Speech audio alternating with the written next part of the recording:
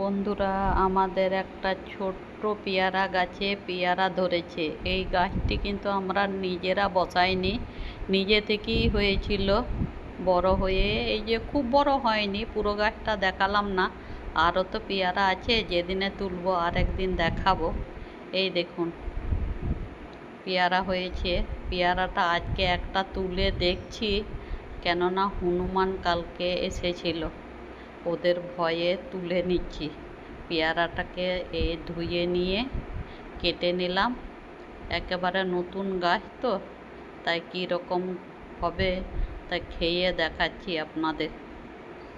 দেখুন, একটু সামান্য বিট লবণ দিয়েছি, আর কিচ্ছু দিইনি, এটা দিয়েই খেয়ে দেখাচ্ছি।